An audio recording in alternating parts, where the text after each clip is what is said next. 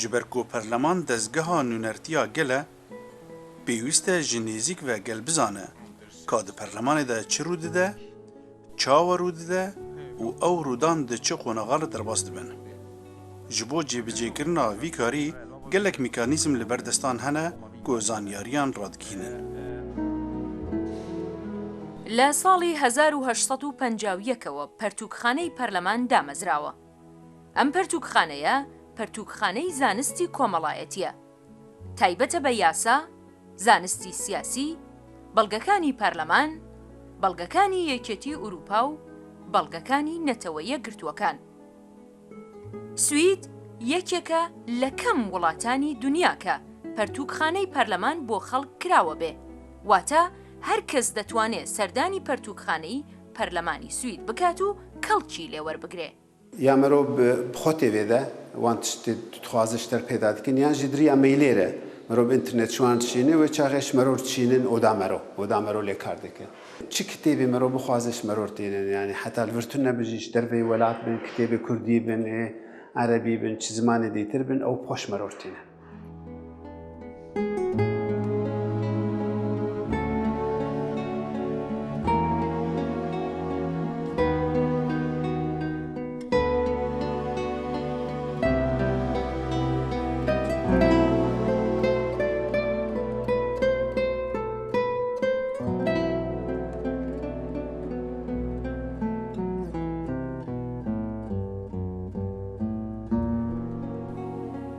هەموو بەڵگە ئاشکرا و بڕیار و یاسا پەسەندکراوەکان لەسەر ماڵپەڕی پەرلەمان هەیە.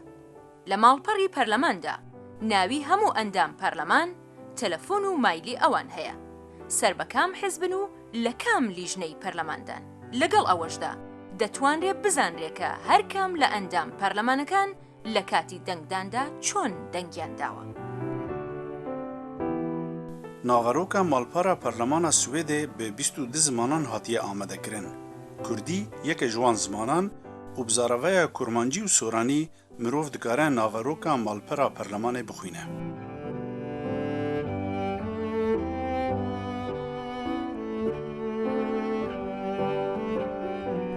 ئەو کەسانەی کە زمانی سیاسی بۆیان زەحمەتە یان ئەو کەسانەی کە زمانی سویدیان زۆر باش نییە دەتوانن لە ماڵپەڕی پەرلەماندا بە سویدیەکی ئاسان زانیاریەکان وەرگرن. بۆ ئەو کەسانش کە چاویان باش نابینێت یان نابینان وتارە گرنگەکان دەتوانن بە دەنگ ببیستن.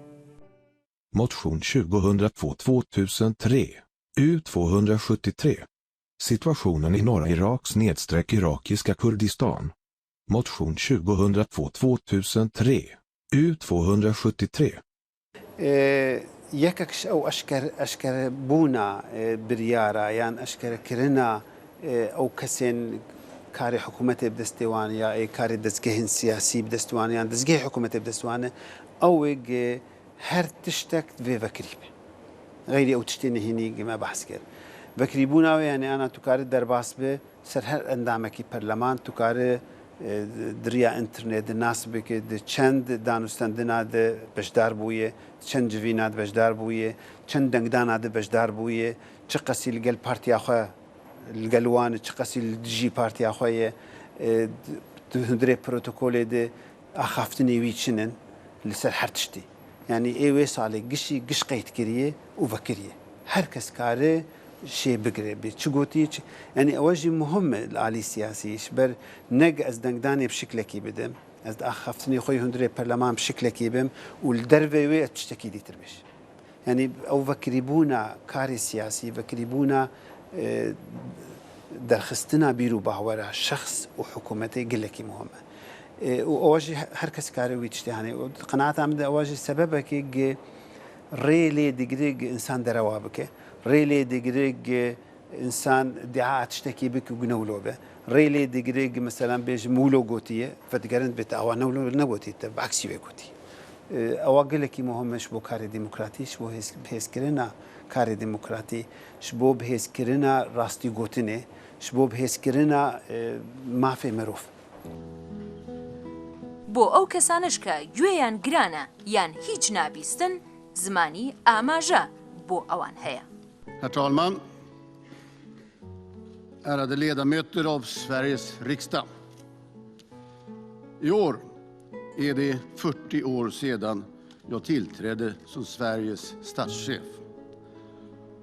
لە هۆڵی پەرلەماندا جێگایەکی تایبەت هەیەکە بۆ ڕێژەی 500 کەس دیاری کراوە. ئەو جێگایە تایبەتە بەو کەسانەی کە وەک گوێگر دەیان هەوێ لە باسەکانی ناو پەرلەماندا بەشداری بکەن. د پەرلەمانە سوێدەدا cihên taybet بۆ rojnamevan û dezgehên din yê ragihandinê hene.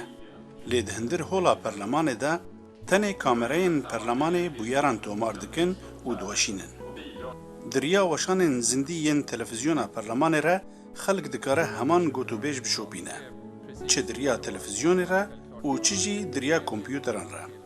Hemû gotûbêj li ser malpera perlemanê dimînin û mirov dikare kengî bixwaze li wan vegere û temaşe bike.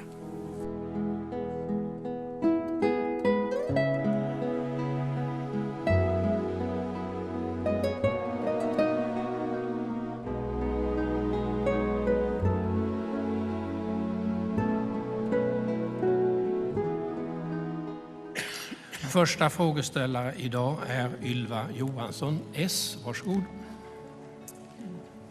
Tack, herr talman. Igår presenterade regeringen sin budget där man bland annat lånar pengar för att vi ska kunna ytterligare ha ett 5:e jobbskatteavdrag.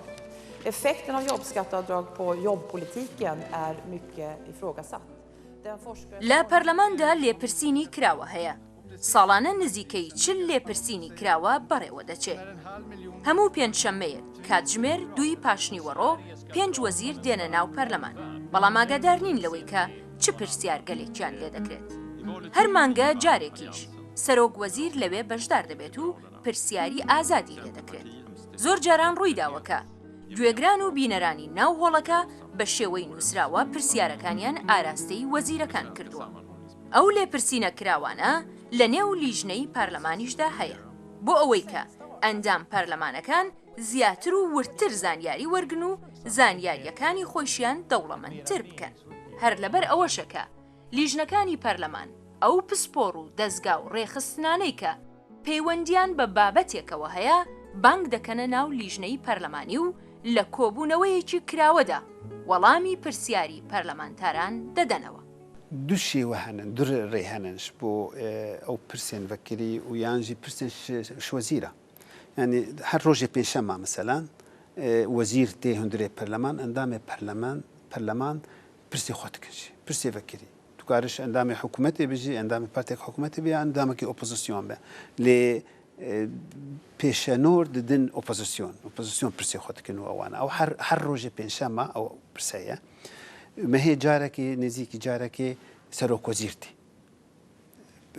پرس سەرۆک وەزیر سەر سیاسەتا گشتی سەر هەمە شتی ئەوانە بێوان هەردوو شێوەیە ئەو جوینên vekirî dibin mero bixwazin pispora bînin girêdana siyaseta tune kare mesela jingehê be mesela kare pirsa petrolê be kare pirsa siyaseta dermana be kare her pirsek be ji bo gibêtir mero kare bi zanyariyê ser wî pirsê peyda bike duwa roj kar bi biryarekê bido lê bi giştî wexta mero dipirse ji wezîra yani wexta wê heye tu nikare her tu kare du pirsa bike her carê deqakê wezîr jî duwê deqê de cewaba xwe dide yani walêneyê û her carê sê çar wezîr tê ji bo kare bi heme غêrî wê jî wekû partî çil opozisyon be çi hikûmetê de bê kare pirsekê bîne holê û ser wê pirsiyê diskusyoneke vekirî nav endamê perleman hundirê perleman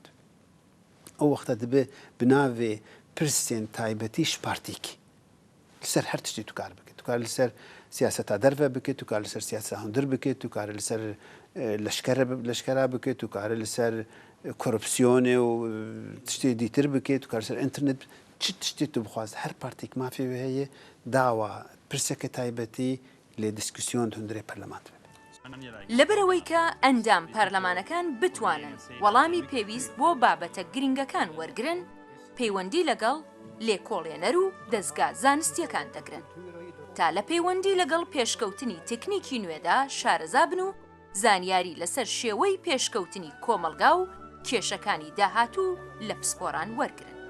هەروەها بودجەیەکی تایبەت بۆ سەفەری دەرەوەی وڵات لە چوارچێوەی هەمان مەبەست دیاری کراوە. دوو شێوەی سەفەر هەنە. سەفەرێ دریا کۆمیتێ پەرلەمانی دەبن. ئەو کۆمیتە بخۆ بریار دوێ چەند کەسا بشینە.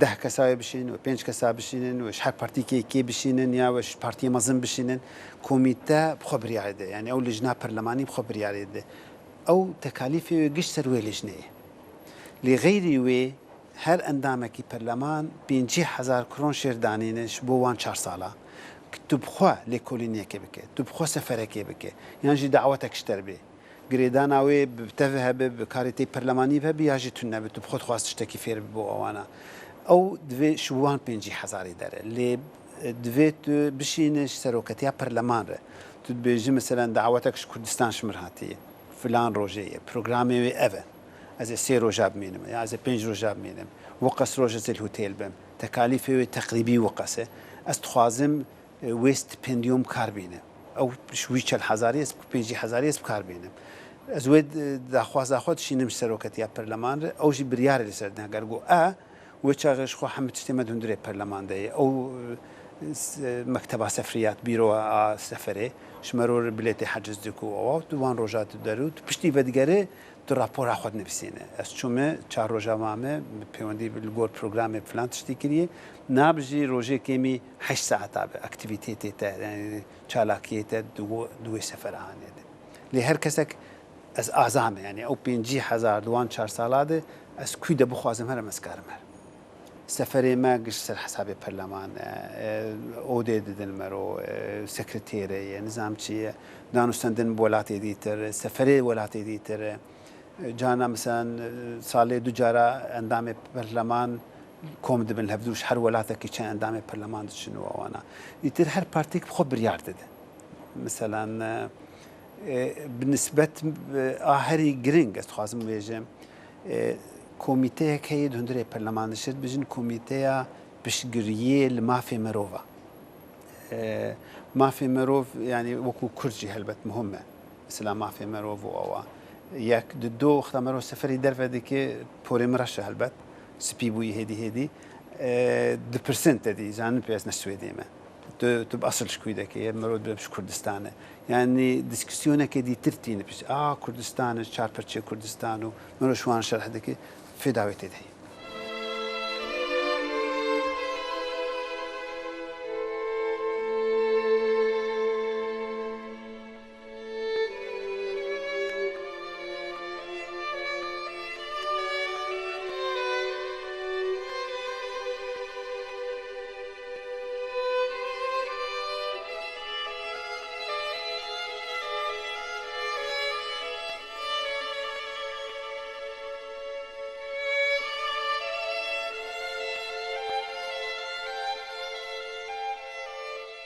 لە پەرلەمانی سویددا ڕێبەری تایبەت یان گایت هەیەکە ناو باڵاخانەی پەرلەمان مێژووی پەرلەمان و زانیاری پێویست لەو پەیوەندیەدا پێشکەشی ئەو کەسانە دەکات کە سەردانی پەرلەمان دەکەن دیارە ئەو خزمەتگوزاریەش بێبەرامبەرە Di pêşandanan de bi zimanê Swîdî û İngilîzî û bi zimanê îşaretan basa dîroka perlemanê û karê parlamenteran dibe. Herwiha pêşandan ji bo dibistanan li dar dikevin û pêşandanên taybet bo zarokên 4 salî ta 12 salî hene. Di hindir perlemanê de 4,000 berhemên hunerî hene û ji bo wê jî pêşandanên taybet bo danasîna wan berheman li dar dikevin. Ji bo parastina demokrasiyê divê karê perlemanê aşkere be de ku her kes bikaribe bizane ka bi çi rengî perleman kar dike. Ji bo kesên kêm endam û kesên xwedî pêdiviyên taybet divê ew zanyarî li gor wan amade bibin û nêzîkî destê wan bin. Her wiha bi gelek zimanê din û bi Swêdiya asan jî divê heman zanyarî li ber destan bin.